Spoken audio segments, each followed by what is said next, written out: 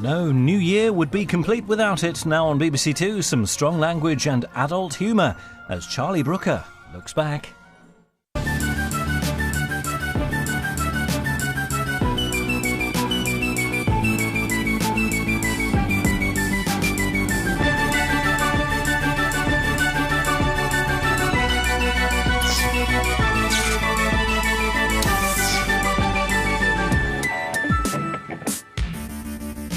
Hello, I'm Charlie Brooker and you're watching 2012 Wipe, a television programme in which we take a look back at the year 2012 AD. It was a year in which many things happened. A year in which Londoners finally strung up their mayor, a bunch of pussies desecrated a Moscow church, stunning TV footage proved dogs have evolved the ability to do Jeremy Clarkson's job with less casual racism, and Mr. Andrew Lansley found himself only the first of this year's silver-haired hate figures with access to Britain's hospitals in this confrontational Sky News footage.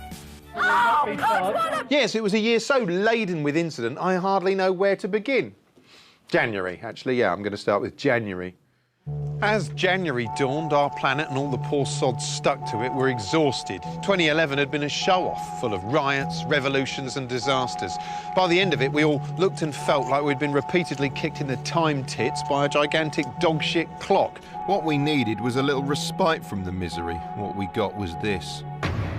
Many people still missing after a huge cruise liner sinks in the Mediterranean. Yes, the cruise ship Costa Concordia suffered a grisly sea smash that left it looking like someone had driven the Chrysler building into a pond and made people who try to avoid flying wonder what a holiday hiding under the stairs might be like.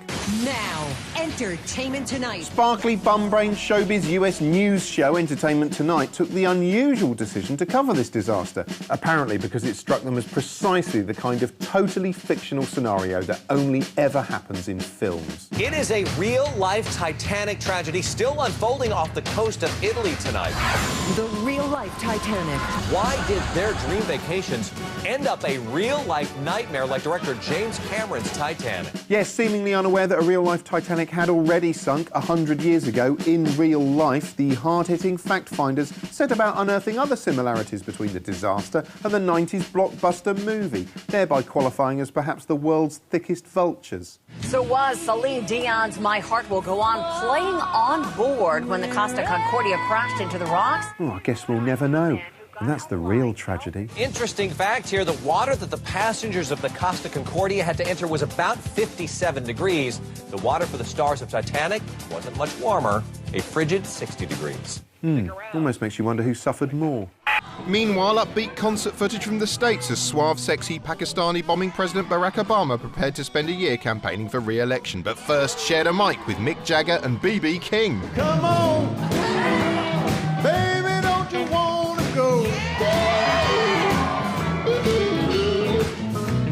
Same old place, sweet home Chicago. Just like a rock star, Obama often reduces women to a quivering, screaming mess, usually in the aftermath of one of his drone strikes. Meanwhile, as you could see from CNN's thrilling debate coverage, the Republican challengers didn't look quite so rock and roll as President Coolio. Rapidly rising in credibility was God-fearing Seinfeld face thief Rick Santorum, a man so pious even the Pope thinks he needs to pull the Bible out of his arse for a minute. Santorum's campaign was anti-abortion, anti-gay marriage, antiquated, but mainly anti-Obama, as the news expertly depicted. He found a way to attack Obama on everything. President Obama once said he wants everybody in America to go to college. What a snob. But while Santorum prayed for victory, Newt Gingrich, played by Grandma from the Tweety Pie cartoons, was all over the news, unleashing a barrage of astonishing attack ads against his main rival, square-jawed visual cliché Mitt Romney. Massachusetts moderate Mitt Romney. He'll say anything to win. Anything. And just like John Kerry, Laissez les bon temps rouler. he speaks French, too. Bonjour, je m'appelle Mitt Romney. Speaking of the French, they had what you might call a good February and what Mitt Romney might call une bonne février, the Frenchman. There was this really good film called The Artist, except it wasn't about an artist, but an actor who was black and white. And all his friends were black and white, and he lived in a black and white house and ate black and white food. There were these informative subtitle things, right, but they hadn't put them on properly. So the actors would go like... for ages. But the words came up afterwards, so the whole film probably took twice as long as it should have. It's got to be the worst mistake in a film since they hired that sort of stuttery guy to play the king last year. But the dog in it, like the dog was really good as an actor, like at least as good as Keanu Reeves. It was such a good actor. It could star in a film like a romantic comedy with Jennifer Aniston, with all like love scenes in it. They wouldn't even have to pay him. You know, you could just probably give him like a tennis ball to chew on and he'd be fine with that. That's what they do with Hugh Jackman. The artist swept the board at the Oscars, which was also notable for other brilliant performances. For instance, in this penetrating live interview on Sky, actor Nick Nolte excelled in the role of most confused individuals. Now that you're here all dressed up, are you a bit itty-bitty excited? Well, you know, if I knew what you said, I could probably answer you. So I'll say yes, yes, yes, and no. True or false, you own a pet crow? What'd I do? As March shimmied into view, the BBC tried to end the talent show wars for good with a new kind of singing contest, one where trivial things like looks or basic entertainment value simply didn't matter.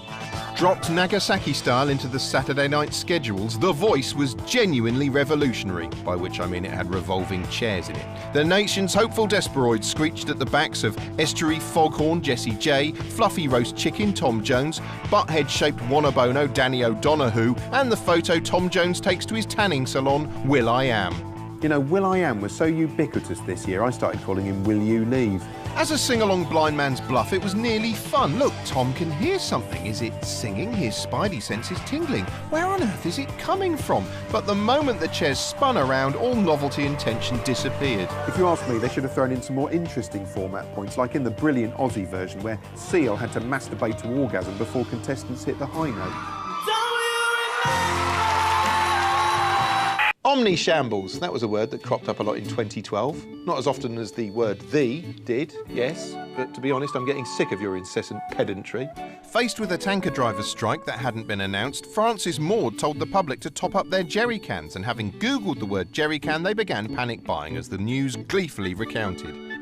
Although some hope to avoid the panic by putting off their panic till later. But I'm trying not to panic buy, because it takes up all your time just panic buying. Then a row broke out over VAT on hot pastries, prompting MPs to turn the news into one big pie-eating contest, starting when humanoid David Cameron claimed to regularly ingest pleb grub. I love a hot pasty. I think the last one I bought was from the West Cornwall Pasty Company. Oh, is it just me, or is this anecdote really sexy? I seem to remember I was in Leeds Station at the time. Keep talking, Cameron. Ooh. And the choice was whether to have one of their small ones or their large ones. Ooh. Then, in even more powerfully erotic scenes, Ed's Miliband and Balls shambled into a Greggs to prove how much they love the taste of hot mashed pig. Can we get 8 sausage rolls? 8? Check out the high roller. What a lifestyle. I mean, Ed Miliband lives like P. Diddy, doesn't he? We're in Redditch here to meet some people, and we popped in to buy some sausage rolls. There was this book, 50 Shades of Grey, which was clever because it was for normal people and perverts, like how Harry Potter's for kids and adults. It was quite violent. It should have been called 7 Shades of Shit, really. The woman who wrote it was on Newsnight, and Paul Mason listed some of his favourite bits, and that was quite a turn on, actually. Paul Mason saying all that. Fisting, anal intercourse, genital clamps, whipping. I rewound it and watched it again. Fisting, anal intercourse, genital clamps, whipping. And one more time after that. Fisting, anal intercourse, genital clamps, whipping. No, and actually, once more, come to think of it. Fisting, anal intercourse, genital clamps, whipping. I'm trying to set it as a ringtone. This March, humankind was saved forever as an inspiring charity video got everyone online talking about Joseph Kony, a profoundly horrible African warlord with an army of child soldiers. It was a slick, heavily graphically stylised video in which a charismatic, idealistic filmmaker named Jason Russell evangelised about how the best way to stop Joseph Kony was to make him famous so politicians would be forced to pay attention and stop him. And how were they going to stop him? We'll get back to you on that one. Retweeted by celebrities, the video went big, becoming the most viewed YouTube clip since Two Cat Bin Ladies One Cup. 70 million views in just 5 days, a comparison the news was mightily impressed by. For comparison, it took singing sensation Susan Boyle 7 days to reach that mark, and the Old Spice guy 5 months. If only they'd kidnapped children.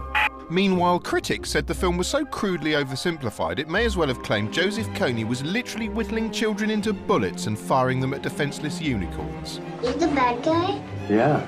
Furthermore, some voices worried that the charity responsible, Invisible Children, seemed to be spending lots of the money it raised making glitzy videos that raised awareness of what exactly? These glossy videos were all over the internet, videos that posed questions. Questions like, why did they make this slick High School Musical number that doesn't really have much to do with Uganda but apparently lots to do with their dance fantasies? We are here to change the world.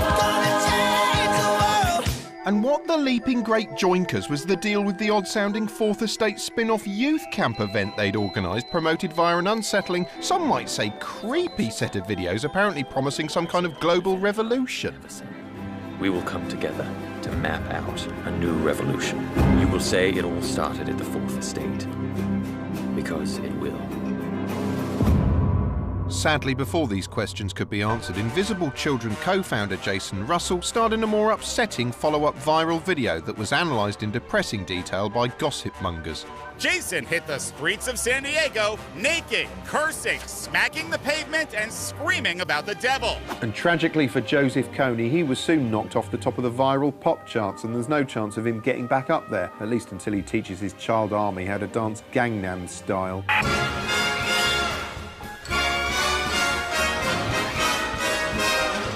Technology, and as Google Chrome decides to promote itself with the unsettling tale of a stalky ex-boyfriend who's compiled an exhaustive dossier on his estranged girlfriend in a desperate bid to impress her, Nokia unveil a snazzy smartphone apparently equipped with incredible twat-dazzling technology.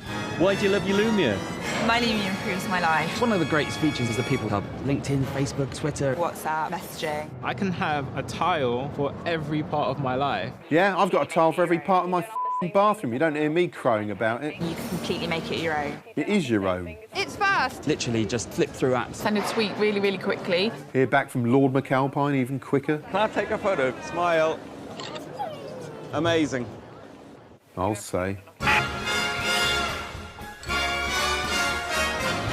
Diet! And Mel B's here with some convincing and moving personal testimony. Now, I know how hard it is to get started, but this is what I did. Hi, I'm Mel B, and help, I need to lose 15 kilos.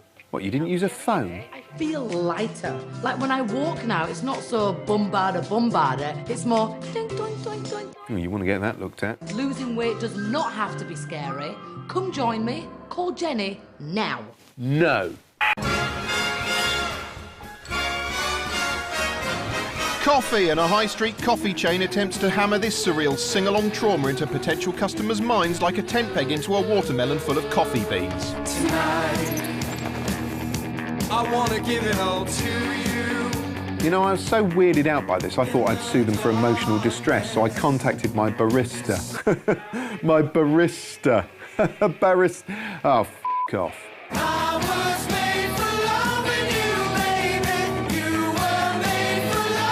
This reminds me of? It reminds me of that horrible scene in the grisly Roman epic Caligula where they bury Christians up to their necks in the stadium and then send in this nightmarish head-chopping machine. April featured one of the nation's favourite sporting events, the Grand National, an event that does for horses what a horse-killing machine also does for horses. But never mind what I think about it, what might a drunker, more American cynic make of the Grand National? Someone like scrofulous drinkist Doug Stanhope.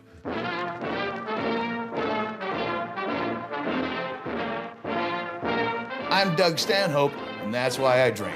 The Grand National is the sickest, most perverted thing where they take as many horses as will fit on the track and they cram them all into this line and then they go, how many horses will this track hold? We'll add 5 more. Fuck them. and they fire them off, and it's not just enough to run around in a circle. They got to put obstacles. You put up fences and barriers and embankments with a moat. It's like Gallipoli. It's like World War I, where they're expecting a Turkish gunner on the other side, mowing them down, and these horses collide in this giant demolition derby equine massacre, and they do triple Lindy forward somersaults with jockeys flying off in the air, and they die. They die on the track, and no one gives a shit. And then the horses have to go around again and see their dead friend that they're trying to set up a big concession stand around so they can kill it right on the track. They don't even pause the race. Just kill them right there. Put up a little curtain like Angela's changing her nightie. And all the announcers sound like Tinker Tailor Soldier Spawn. Everyone talks like this. They go over the chair, and the leader jumped it well and always right as a faller at the chair. Well, we've lost another one. Oh, that one fell. Oh, that one stepped out. That one's gonna go smoke a fag, I believe. No, he's dying! He's mutilated! Human interest and ITV's deceptively racy agenda-setting behemoth this morning meets a man weighed down with a heavy burden. Well, come in just a moment, we'll meet Jonah Falcon, the man who has what is thought to be the world's largest penis. Actually, they just reused that caption from the last time they had Piers Morgan on. Because they couldn't broadcast Jonah's penis, Philip Schofield had a handy cardboard model showing just how mammoth it was. So this is the sort of thing that we're talking about. Of course, on the back of that, he's written the names of some suspected massive penises he found on the internet. Without using a ruler, I go from here to the crook of my elbow. Shortly after that, Schofield booked him as one of the rounds on the Cube. Alternative TV network and former Big Brother bulletin board Channel 4 turned 30 this year, but that didn't stop it experimenting with drugs. Drugs Live, the ecstasy trial, includes scenes of drug taking. You don't say.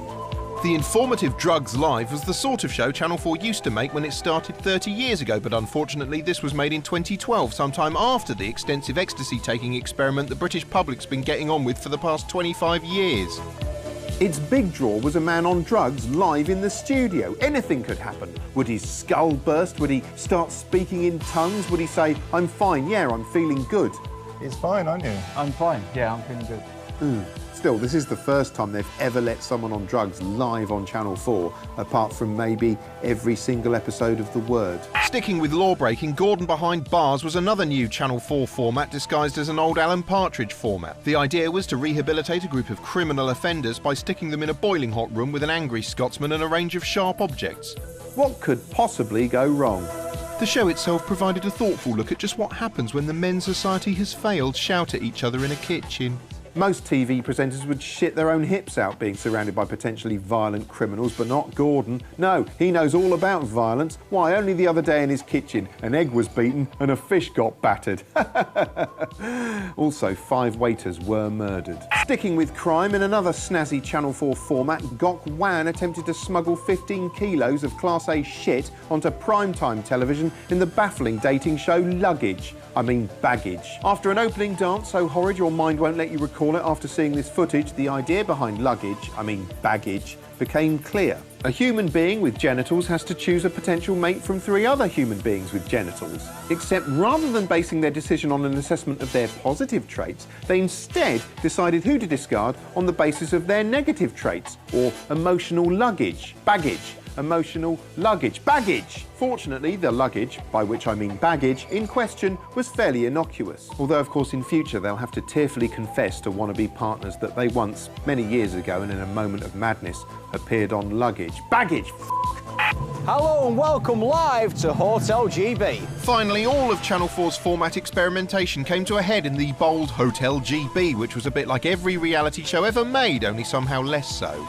It featured all the recently tried and tested format stars. Dr. Christian from Drugs Live, Gordon Ramsay from Cooking in Prison, and Gok Wan from Luggage. Baggage. Alongside that lot were Kirsty off Kirsty and Thingy as the concierge for no reason, and Thingy off Kirsty and Thingy playing the maitre d' for no reason.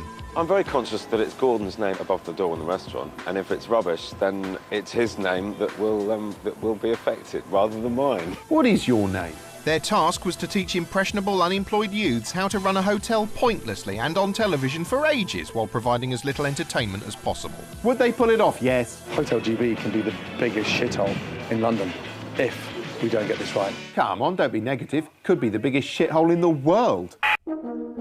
Jimmy Cartwright was on this satire thing for Guardian readers who think they're better than everyone else. So he did this thing where he dressed up all sexy, like really sexy, and said Barclays didn't pay enough tax. Why don't you apply for the Barclays 1% tax scam? But then this year, it turned out that he hadn't paid much tax, which is the most satirical thing ever. He apologised, right, but there was a period before he did when literally no one knew what to think about it until David Cameron turned up on the news to say it was wrong. That is not fair. That is not right. What was really sad was you could tell from the coverage that Cameron was obviously really annoyed with all the offshore tax loophole stuff, but there's nothing he can do about it. He's literally powerless to stop it. 2012 was Her Royal Queenliness II's Diamond Jubilee, which meant the first half of the year was set aside for ruddy-cheeked forelock tugging. For years, we the people had used Her Majesty as a kind of industrial digger for planting trees, and now it was time to say thank you by standing around waving flags like delighted peasants. As Sky News made clear, the Jubilee weekend itself was an event you'd want to tune in and remember forever. For one bank holiday weekend, the whole country will come together. We'll be all over London, bringing you the very best coverage, whatever the weather. Oh, whatever the weather. Wonder what the weather will be like. Well, fortunately, the BBC has some of the finest weathermen in the world, and Prince Charles. Well, it's an unsettled picture as we head towards the end of the week. This afternoon it'll be cold, wet and windy. Oh, right. Well, I'm sure it won't ruin the celebrations. Those celebrations promised to be an uplifting spectacle, starting with a glorious river pageant, which we were told would resemble an oldie-worldy painting with all boats and stuff in it. And in the event, as we'd been promised, what we witnessed really was like something from the history books. Specifically, the Great Flood. Yes, because as this armada sailed down the river, the coverage showed the Thames got so excited it jumped into the sky and then fell down again all over everyone. Still, if you squinted between the raindrops, you could see it was wonderfully varied. There were boats, more boats, boat there with a massive bell on it, another boat with a massive bell on it. Basically, lots of boats. It was hammering down so hard it was often difficult to see what was happening, but despite everything looking like a grim emergency evacuation, the media tried putting a brave face on things. My teeth are chattering a little bit, my hands are cold, my feet are cold. It is spitting a little bit, Eamon, but you know what? Everybody's getting in the party mood. Whatever the weather, AK. This year, one of mankind's worst fears was realised as a formidable new viral threat emerged in Asia. Oppan Gangnam Style. This harrowing footage depicts the first recorded victim, a South Korean entertainer known only as Psy, as he succumbed to the contagion's trademark spasms. Victims of Gangnam Style exhibited several distinctive convulsions: crossed wrists, upper arm seizures, a compulsion to trot like a horse, and a dramatic series of side-to-side leg contractions which left the victim looking like a confused drunk desperately trying to shake a turd down their trouser leg. Soon Gangnam Style was spreading across the region at a bewildering pace as chilling recordings of the agonised contortions of its victims made devastatingly clear. It swept through the Thai Navy and infected thousands of prisoners in the Philippines. Like your mum has. But the outbreak was largely contained until patient 0 was inexplicably allowed out of quarantine to infect regions worldwide. It's the name that is on everyone's lips. Lord McAlpine? It's Psy! Oh, right, yeah. Yes, as this effervescent X Factor moment firmly demonstrated, few were immune to the condition, not even former Spice Girls.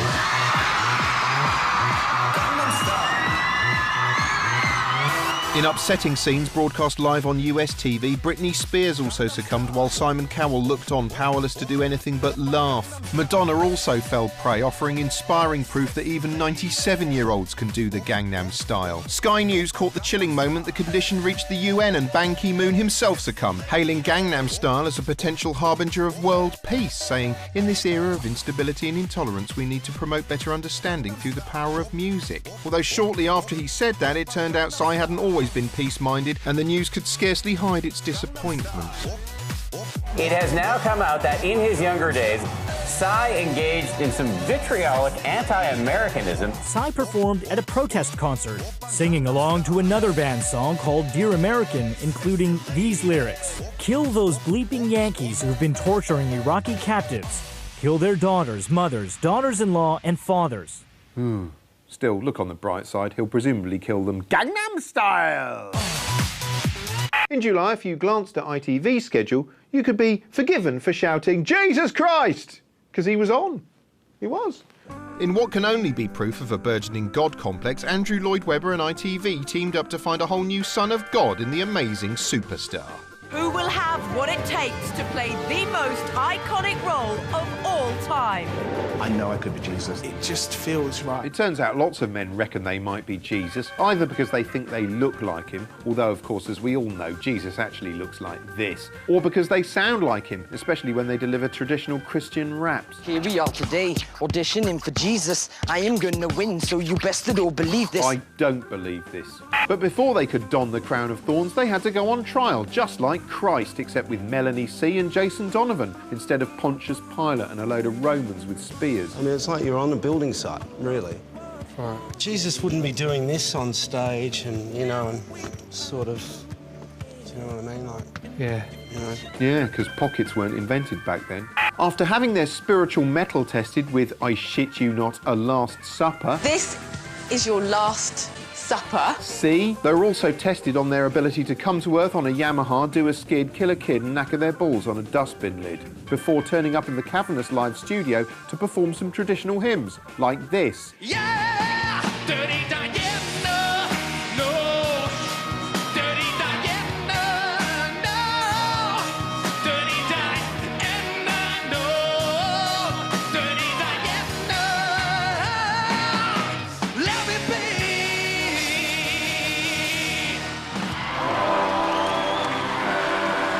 Wow, I'd say he nailed it, but I suppose it's best not to mention nails to Christ. Time for a break, but don't go anywhere because we need your help to find our Jesus. We'll see you soon.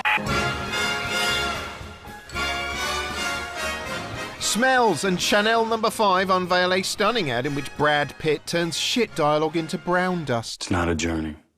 Every journey ends, but we go on. The world turns and we turn with it. Turn on this. Plans disappear. Like scripts should. Dreams take over. Like another actor should. But wherever I go, there you are. My luck, my fate, my fortune. He's deep for a prick. So much of 2012 had been so miserable so far, we were conditioned to expect the inevitable crapness of everything, and the Olympics were clearly going to be nothing but bad news. For one thing, we couldn't afford it. The country didn't have a pot to piss in apart from Plymouth. The weather, yeah, the weather was going to be awful as well. It had rained consistently throughout the summer. The country was being waterboarded, basically. There was moss growing on the inside of clouds. The ticketing system didn't work. London's transport network was completely knackered. Absolutely total. Those people, they haven't got a clue what they're doing. And security, yes, security was all a bollocks. They had to call the army in, and they immediately went mental and started positioning surface-to-air missiles on anything over chest height. When the flame made its way to the stadium, it might as well be lighting a bomb fuse. That flame was already touring the country, where it was being carried by many goodwill ambassadors and one bad Will.I.am. Yes, it's Dick Hughes again, texting and moonwalking while carrying the thing. You know, I'm not sure quite why I find him so irritating, but I think I've narrowed it down to this little bit in his hair. Lots of different cheery celebrities carried the torch. This showbiz knight struck a familiar pose on the site of the 1908 Olympics, which he'd attended as an old man. Olympics fever was being accompanied by plenty of gaudy advertising, as you could see from the coverage. Which gave rise to another complaint about the Games, that they were clearly going to be nothing but a depressing logo-strewn corporate egg and spoon contest. The nation's ad breaks creaked with one patronising faux inspirational propaganda movie after another, with legendary Olympians and Paralympians pimping goods and occasionally farting out corporate insignia willy-nilly as apparently random products and services jostled desperately to associate themselves with that wholesome Olympic glow. Given all this, the Olympics were clearly going to be ghastly. And as the opening ceremony loomed, smartasses everywhere tried to work out what the emoticon for sneering was. Of course, in the event, Danny Boyle's opening show was a heartwarming spectacle that made everyone in the country intensely patriotic. The coverage of the opening ceremony was amazing. It wasn't just the most spectacular broadcast ever, it was educational because it taught you all about British history. Like how we started out as primitive Morris dancers and cricket people, all living in this field. And then Abraham Lincoln turned up and started shouting at everyone. And like chimneys grew out of the ground, rising up like big sort of penises made out of bricks. And it showed you how the Victorians invented Gangnam Style and how we got invaded by the people from the Quality Street tin. and how the mafia turned up to help us, but they were black, and then this volcano went off and we hit the lava with hammers until it flew into the air and turned into the Olympics. And I didn't know any of that actually happened, but it had all actually happened. The next morning, it was as if we cautiously realised that maybe, since we hadn't totally ballsed the ceremony up, maybe the rest of the games would be OK too. Usually, I find watching any sport less interesting than watching, say, cardboard exist. But for some reason, I couldn't stop watching the Olympics. I think it's because I'm a nerd and it reminded me of video games thanks to the video game style cutscene the BBC displayed whenever its coverage booted up, and the electric colour tones and crisp overlaid graphics showing who was in which lane, and the high score table and the Tron style fencing tournaments and the velodrome coverage which looked like Battle of the Planets on wheels, and the occasional weightlifting competitor who looked like an end of level boss who might suddenly lob a boulder at you or something. And, of course, thanks to the new Olympic tradition of doing signature gestures like Usain Bolt's thingamajig or the Mobot. Yes, the presence of the cameras prompted many athletes to perform a fancy starting move before their event, a bit like the pre-fight animation for a character from the video game Tekken. The cameras captured many pre-bout player animations. There was the rearing tiger, the sinister squint, the burst hemorrhoid, the who the bloody hell are you looking at, and the I'm going to rip my nipples off and throw them at the crowd. In fact, the only one missing was Gangnam Style. As well as looking like a game, it was a game we were good at. The blanket coverage presented us with a wealth of fresh-faced, clean-living British youngsters apparently fixated on being the very best they could be. Bastards. People started talking about what inspiring role models the Olympics were providing for a whole generation for once.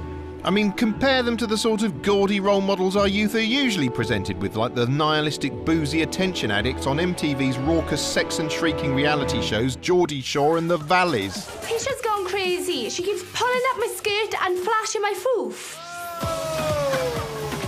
I'm not having that, so I shove an ice cube in her knickers. And another one up her arsehole. At last, thanks to the Olympics, our young folk were being represented by genuine achievers. They weren't dedicating their lives to pointless nonsense. They were doing real things like jumping over a bar into some sand or throwing a disc or a stick really well once every 4 years. Athletics provided many high points in the already euphoric coverage, such as the moment Mo Farah pulled off a spectacular win in the 10,000 metres, after which a nation held its breath hoping he wouldn't roll into the phlegm freshly flobbed onto the track by a fellow athlete.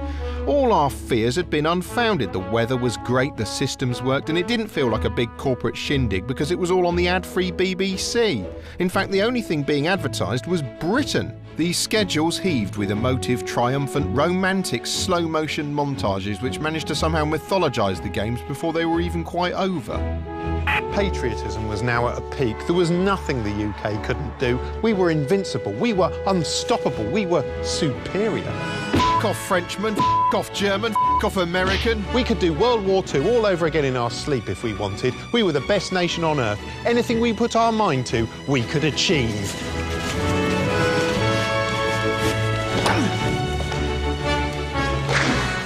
Then we had the Paralympics, which also defied expectations by being about 10,000 times better than many were expecting.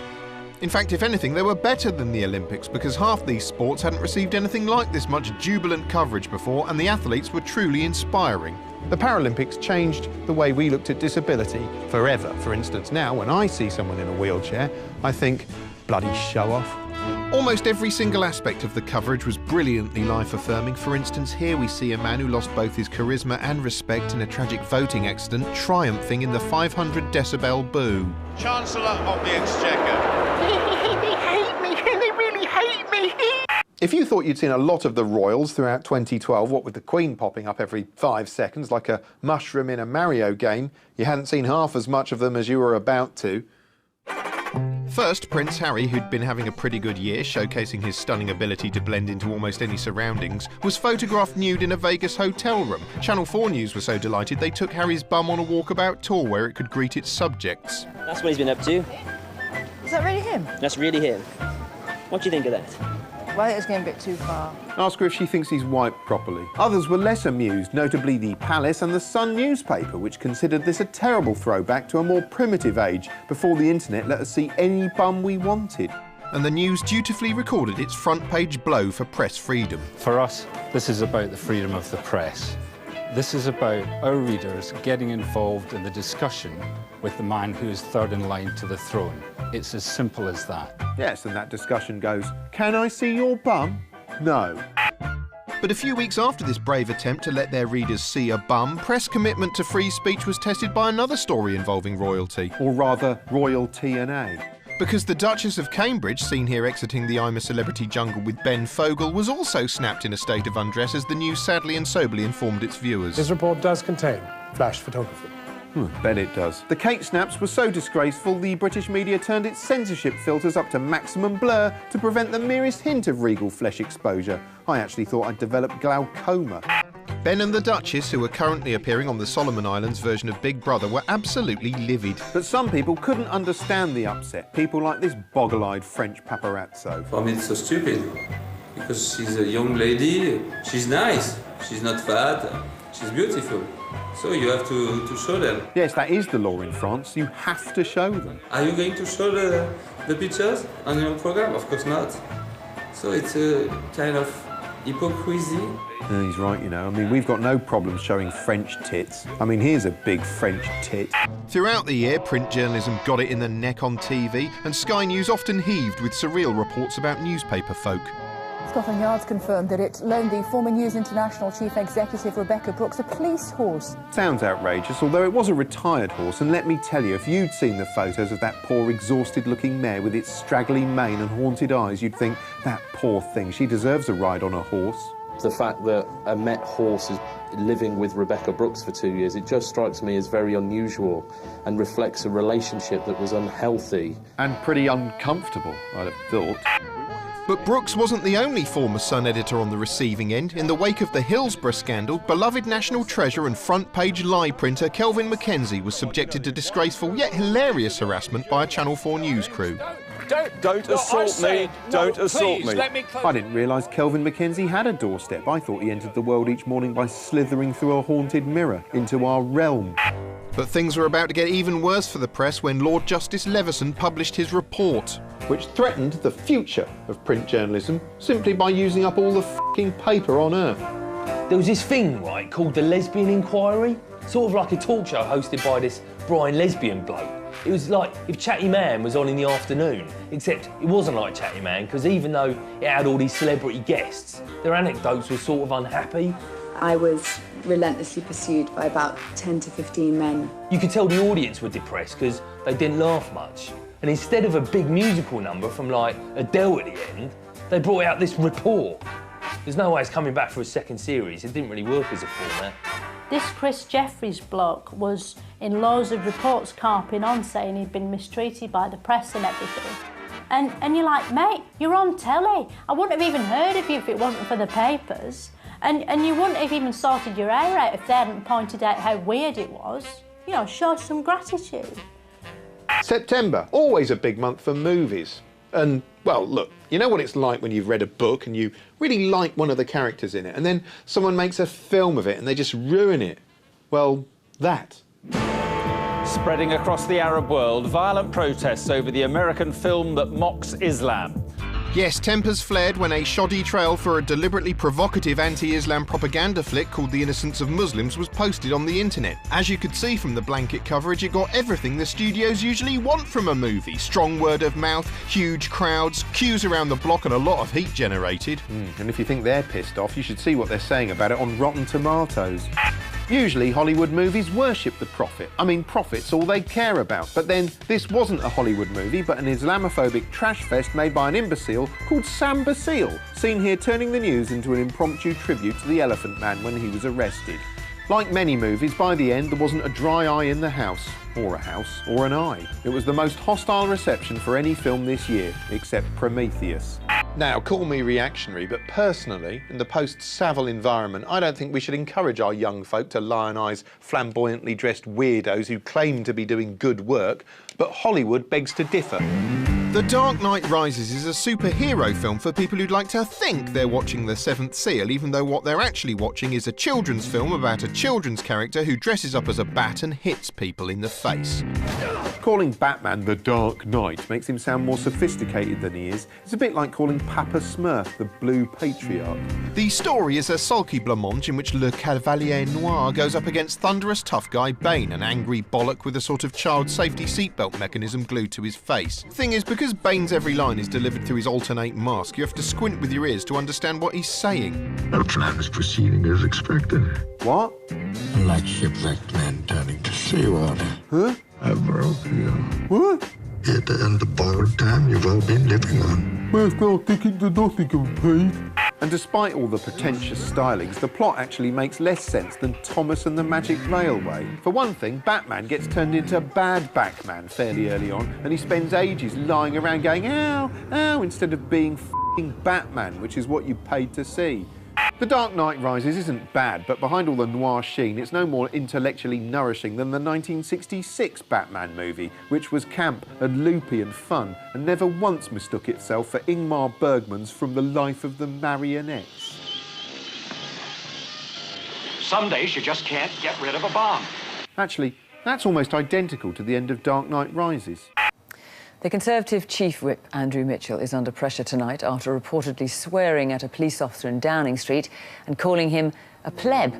Yes, in a hotly disputed event that did for the Tory image what seawater did for the Fukushima nuclear plant, Mitchell was accused of an altercation at the site of the gates Margaret Thatcher erected to keep plebs out. Since at first the media didn't have a recording of the event itself, Channel 4 News was forced to reconstruct it like an Ealing comedy with dialogue lifted from 50 Shades of Grey. Open this gate. I'm the Chief Whip. I'm telling you, I'm the Chief Whip, and I'm coming through these gates. This guy's almost as good as Brad Pitt in that Chanel ad. You're f***ing plebs. Morons. Soon Mitchell drove up to the TV cameras in a plebby little car to deny saying pleb, but apologised for general disrespect. Mind you, this wasn't enough for some police, who by now were proudly reclaiming the word pleb while campaigning against frontline cuts. Tough job when you're apparently not sure how a letterbox works. Still, never mind what the cops think, what do plebs make of it? How would you like to be called a pleb? Well, I'll probably just brush it off. I could be called a lot worse. Thanks, pleb. Eventually, Mitchell resigned, thereby himself becoming a pleb who knew his place on the other side of the f***ing gate, moron. Except shortly after we done did this piece, Channel 4 News unveiled shocking CCTV footage disputing the police version of events and indicating a lack of plebs in Plebgate, making this whole mess a plebless Plebgate gate. Thanks to the Olympics, millions of young people now dreamed of receiving a medal. It was just the same when I was a kid, except back then, the medals we coveted were being handed out by a sort of blonde-haired, wind-blasted skeleton beast. Jimmy Savile! For decades, Jimmy Savile was a TV legend, a garish and eccentric frontman of almost unparalleled weirdness. Good evening, ladies and gentlemen, and welcome to Top of the Pops. Looking at Savile shows from the archive is an unsettling experience now because of everything that's happened since. It feels a bit like sifting through evidence. Take his signature show, Jim Will Fix It, in which he ostensibly made children's dreams come true. It was the format that was the real star here. As a host, Savile didn't really display much charisma, more a kind of disconnected eeriness. That was always my memory of Jim Will Fix It, that it was like a fun fair run by an off-putting scarecrow, whose mere on-screen presence now lends the show a deeply uncomfortable air. Now, you won't believe this. This is quite true. It says here, Dear Mr. Savile, I am writing to tell you about my granddaughter. She is only 10 years old, and she is absolutely mad about dancing. And she goes, music, and can she go on top of the pops and all that? Well, of course, at 10, no question, you see. So, 6 years ago, I replied, hi, she'll have to wait a bit, because the regulations are she's got to be 16. Tell her to hurry. Love, JS. Now, I thought that had got me off the hook. By the late 90s, Savile's TV career was effectively over and he'd become a weird, marginalised figure, famously profiled by Louis Theroux in a surprisingly revealing documentary. Are you basically saying that so tabloids don't, pursue this whole isn't he a paedophile line, basically? Yes. Oh, aye. How do they know whether I am or not? How does anybody know whether I am? Nobody knows whether I am or not. I know I'm not. When Savile died and his gold casket was driven through Leeds, thousands lined the streets ostensibly to say goodbye, but possibly just to check he was definitely dead. And then this year it turned out he might not have been as innocent as almost no one thought he was. A television documentary will this week claim that the late broadcaster Sir Jimmy Savile sexually abused schoolgirls in the 1970s. Always the quiet ones, isn't it? Rumours about Savile had circulated for decades. Now, roughly a year after his death, ITV broadcast a documentary that would sink his reputation for good. It contained plenty of upsetting and powerful testimony from alleged victims of Savile, as well as inherently creepy reconstructions of allegations almost too grim for the human mind to cope with. And the bad news for human mind owners was that over the following weeks, you were going to hear a lot more about it. The accompanying stories grew even more appalling. There were even allegations he'd had sex with corpses. Tuning into the news became like riding an endless looping ghost train with this creepy cadaverous monster perpetually leering toward you through the gloom, the news ticker scrolling in front of him like police incident tape. Actually, I'm pretty sure Savile only had any kind of TV career at all, because back in the 70s, TVs were tiny and people kept them on the other side of the room. So he was physically horrible, but he was only about the size of a jacket potato, and he was way over there, so it didn't really bother you. Whereas today, our TVs are the size of a Harrods shop window, so seeing him on the news, IMAX size, you're suddenly struck by just how grotesque he was. And every time his image popped up, it was like having a spider crawl across your brain. But the man himself was dead, so there was no prospect of a trial, apart from the inevitable dramatised one Channel 4 will probably do next autumn season. So instead, the hunt was on for someone or something to blame.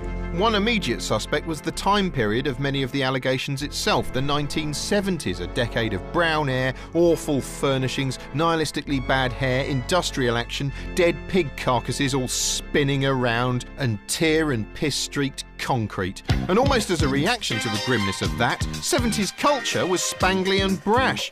Much of that culture looks outrageously alien to modern eyes. Young women were blithely lobbed in to zhuzh up almost any form of entertainment. Leering at them was always hilarious, and their age often seemed completely immaterial. Some of the things you see are quite an education. Just look at that shower. Blimey, they're big for their age. And what about the culture within the BBC in the 70s? Was the corporation hiding something? And what about today? Had it shunted a Newsnight Savile investigation of its own aside to make room for a lukewarm Christmas tribute with all the entertainment value of a blocked hose? Many thought it had. Faced with the heinous allegations, the BBC immediately launched a far-reaching, comprehensive f***up. First, new DG George Entwistle tried to wow reporters with his fancy bartending skills. God, it's like watching Tom Cruise in Cocktail. Then, in a masochistic move, BBC One ran a panorama investigating Newsnight, while simultaneously on BBC Two, Newsnight was commenting on Panorama's investigation into itself. As you watch this, Panorama on BBC One is broadcasting interviews with members of the Newsnight team. And if you press the red button now, Newsround investigates Watchdog, while Watchdog asks, was there a country file ring at the BBC? While the BBC agonised, the press had the perfect story. It had everything: paedophilia, the BBC, a whiff of incompetence or corruption, Britain's most notorious serial killer, and a dead celebrity who couldn't sue. There were also Savile's astonishing links to the establishment, to the Prime Minister, to the NHS, to the royal family. It was all just the right breeding ground for conspiracy theories, which quickly flooded the internet. Meanwhile, a rudderless Newsnight suffered a complete nervous breakdown, and in a classic example of BBC oversteer, ran a report which didn't seem to have been fact-checked very thoroughly.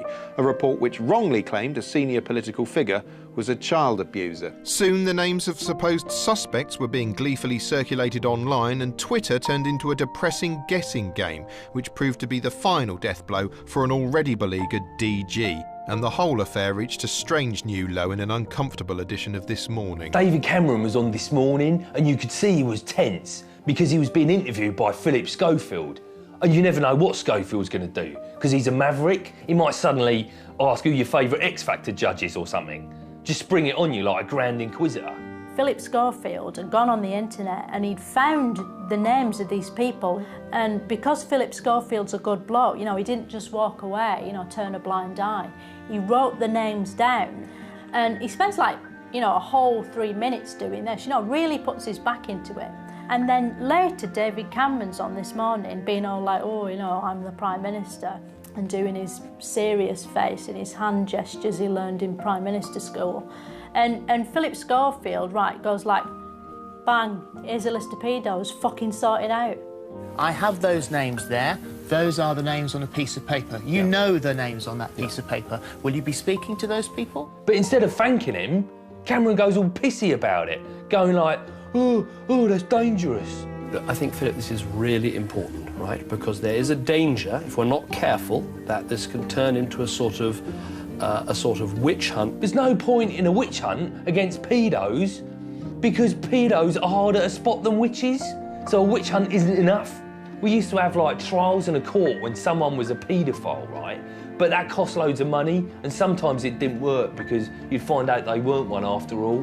But now, because we've got computers, we can decide, you know, who's a paedo or who looks like a paedo, and then work out, you know, what they've done and make up all the proper facts and everything, and then find out where they live and tweet the coordinates and get together and go around and kill them with their bare hands right in their own homes. I mean, that hasn't actually happened yet, but it will. And it'll probably happen next year, and it'll be brilliant.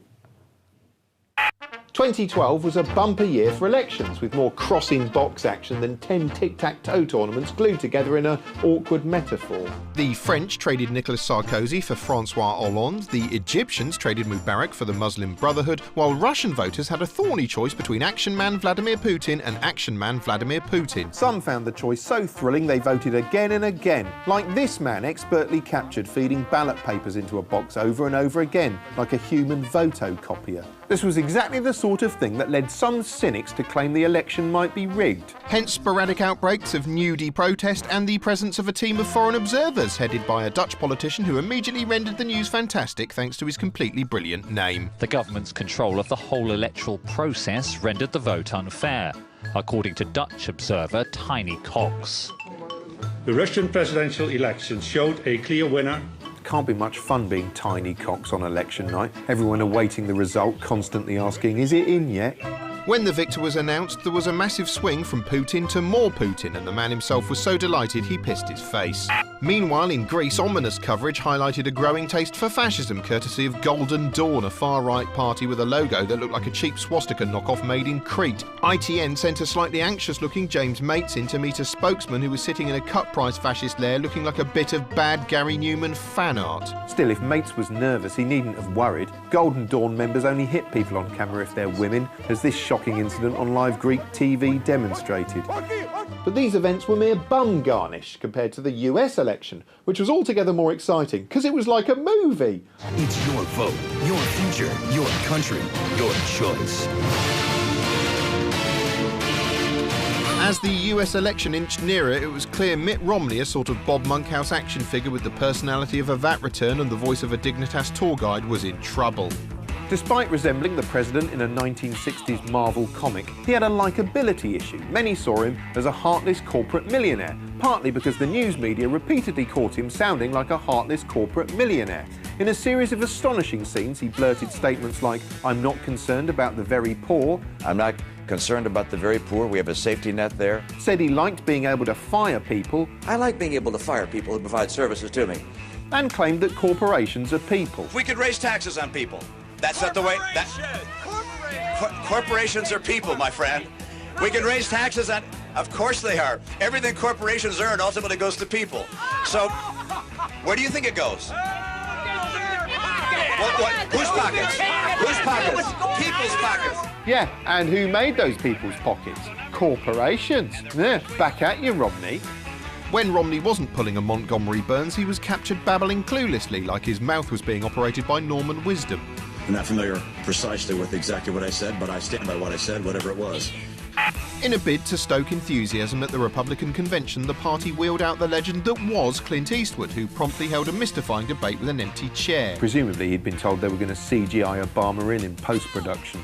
What do you want me to tell Romney? I can't tell him to do that. Can't do that to himself.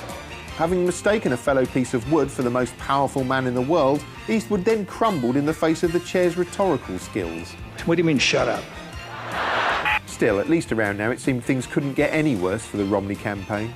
until they inevitably did. Yes, Romney was caught on a hidden camera bad-mouthing 47% of the US electorate, the kind of soaring rhetoric that usually saws your chance of winning in half. And as the first debate loomed, the media was already reciting lines from Romney's obituary. The wheels are coming off the Romney campaign. But then something odd happened during that first debate. The slick, assured Obama people thought they knew was nowhere to be seen, having traded personalities with Eastwood's chair. You know, now it was Obama's turn to be pilloried in the media. Instead of making dramatic points, the president meandered. Suddenly all bets were off and Romney started creeping up in the national polls. And then, perilously close to Election Day, politics were temporarily blown aside by dramatic disaster movie footage as Superstorm Sandy smashed into New York. Oh my God! Our tree! It's a disaster. Terrible. Terrible, terrible. And we're going to be voting. I don't know how we're going to go out to vote.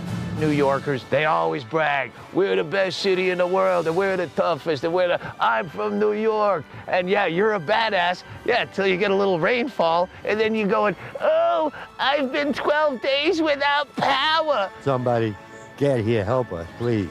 It was the opposite of after 9/11. They made a lot of news about, oh, New Yorkers are getting together and for the first time, they're meeting each other, they're helping each other out, they're sharing their grief. Well, you should have kept that up and been nice to your neighbor for more than a week after 9/11. Because there's probably 10,000 people within walking distance that have power, but you've been a prick to them for the last 11 years, and now they fucking hate you again.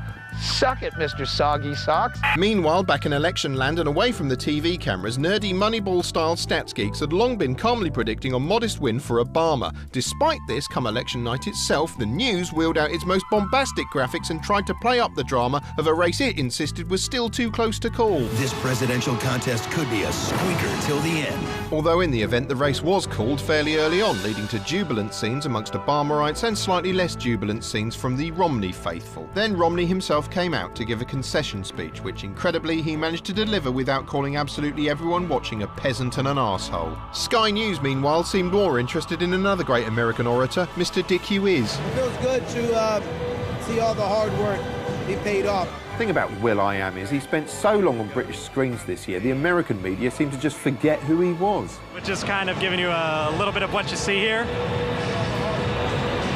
That's Wyclef Jean.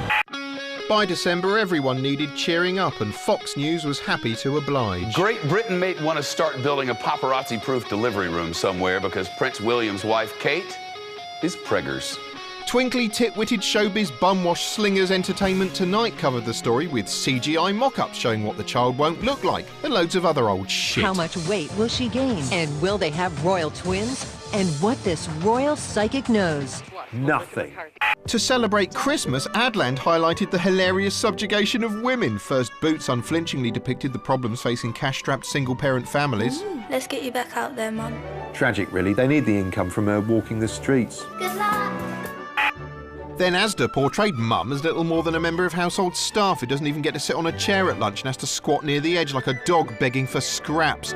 But the winner in the Maudlin Christmas ad stakes was John Lewis, which delivered this heartstring-tugging tale of a snowman who undertakes an epic journey to buy a hat and gloves for the snow girl of his dreams. Of course, it's worth bearing in mind that since snowmen can't move of their own accord, he's had to be built by hand for each stage of this journey, presumably by children. So this whole thing is really just despicable propaganda for child labour. But these attempts to cheer the population were nothing compared to the finest Christmas broadcast ever fashioned, Towie Live, which combined live, unedited conversations between people who can barely speak. And the thing is, right, I can't believe how much acts are going on. Like, how much acts are there? And on-stage performances from people-shaped things that definitely can't sing. I'm a Barbie girl in a Barbie world.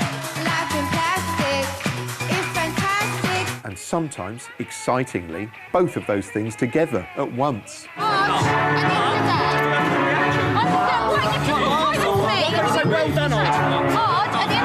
This is why I kiss me like the fellow once said, ain't that a kick in the head?